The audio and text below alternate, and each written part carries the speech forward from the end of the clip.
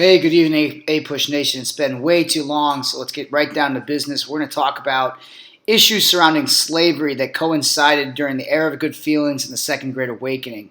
Now, as we mentioned in class the other day, the Second Great Awakening did foster a greater involvement of African Americans within Christian religions, predominantly in the creation of new congregations of blacks, specifically Baptist denominations, but also providing African Americans with greater access to religion.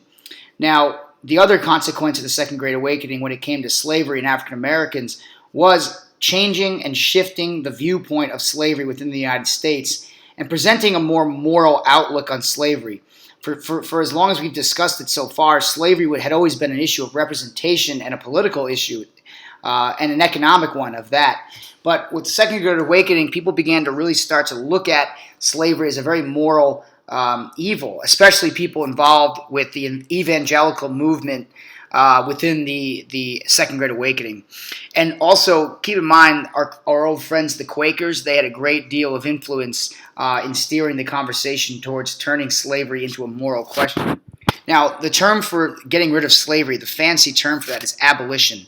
And really, this era of good feelings time period is when some of the earliest abolition movements within the United States begin to take root.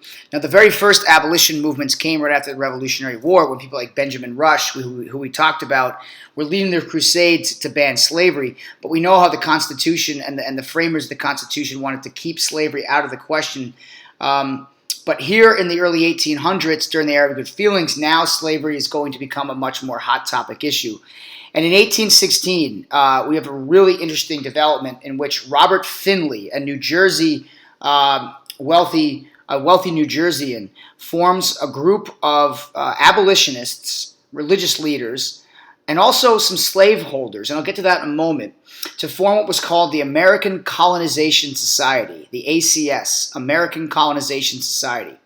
So Robert Finley forms this group, and primarily they were a mixture of people. You had abolitionists, hardcore evangelicists who wanted to get rid of slavery, but you also had slave owners that formed this group.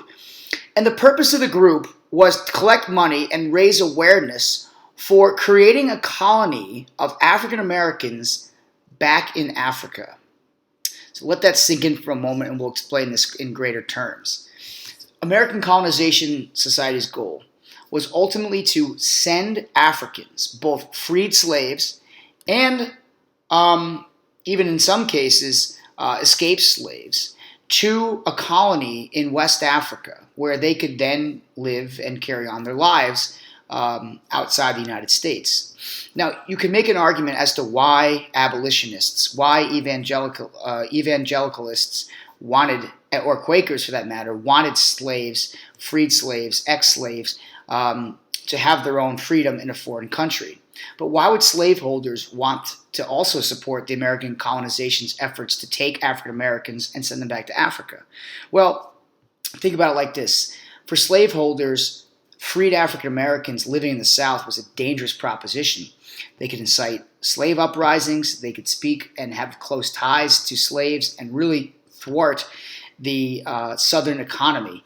So a lot of Southern slave owners, especially in the Chesapeake region, supported the American Colonization Society by giving money and politically helping move and gain momentum this idea of bringing African Americans back to Africa. And speaking of who supported it, Robert Finley, like I said, was a wealthy New Jersey politician, but people like Henry Clay were very instrumental in the formation of the American Colonization Society. James Monroe, the president, was very much a supporter.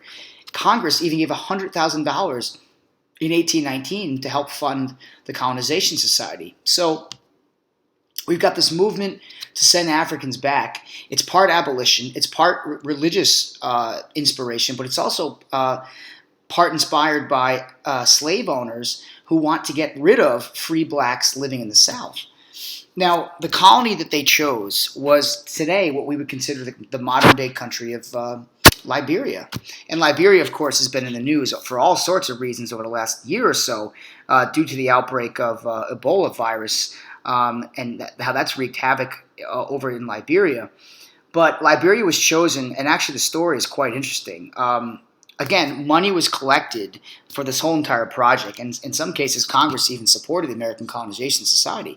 But to get the land, there's a great deal of controversy so goes the story, that eventually, Americans invested in the American Colonization Society actually held African chiefs of tribal kingdoms over in Africa, West Africa, at gunpoint to give up land, and this sort of brings back memories of the Native American situations, how they were robbed of their land, and eventually African chiefs agreed to sell the ACS some land in Africa. And again, some rumors have it that these transactions occurred at gunpoint, and others claim that it was through the negotiation of American goods, like barrels of tobacco, for example, and alcohol were involved in the exchange. So regardless, the United States government was not behind this. Keep in mind, this is all about the American Colonization Society. So this was, while it was funded by the American government, the actual negotiation for land was not done through the United States government.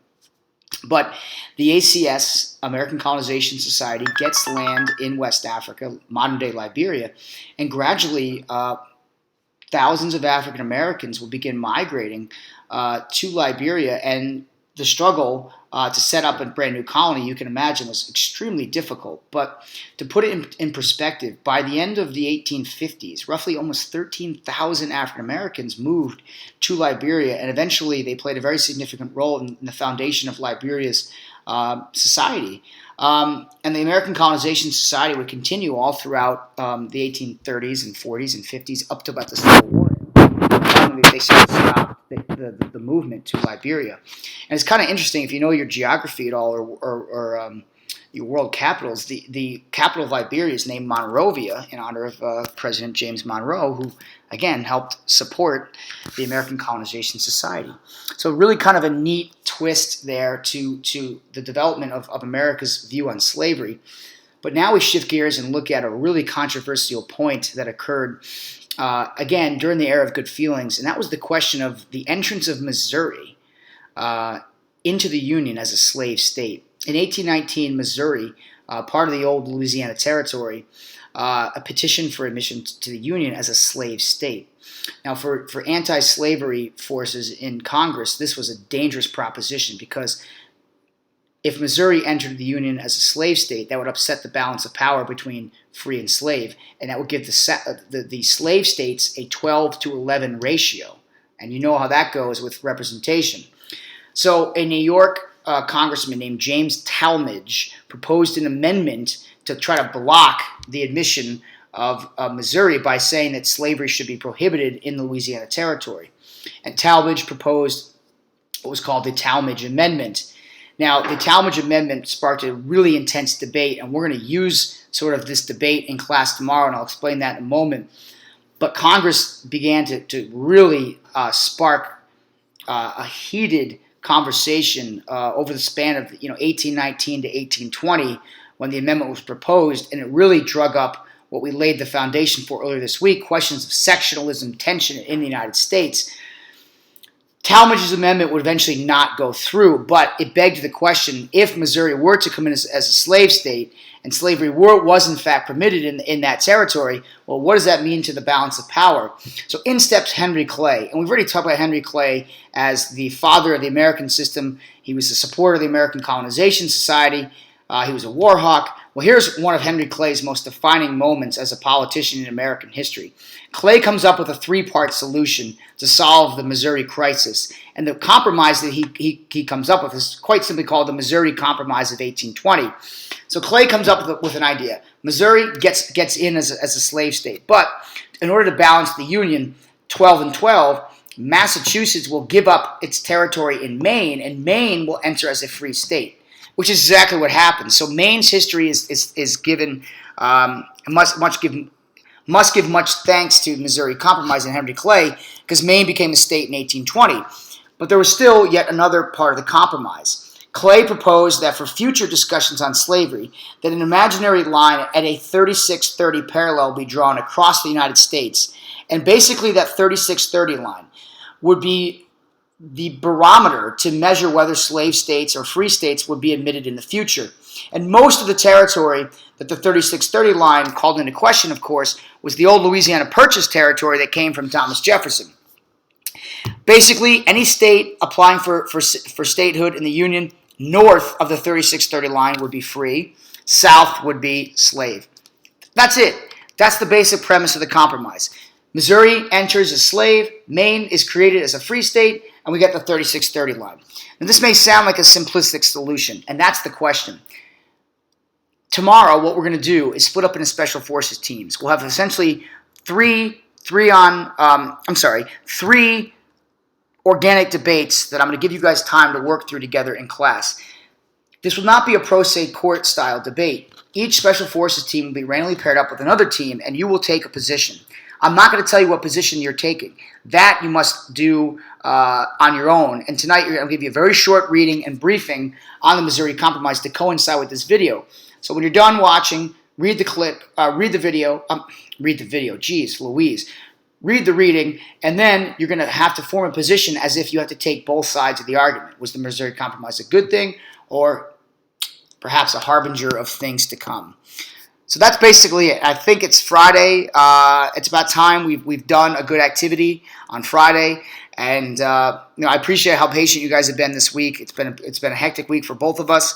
So let's make sure that we come in prepared for this great potential for an activity tomorrow.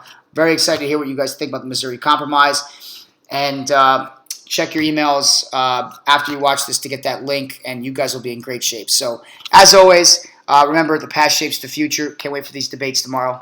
Have a good evening, everybody.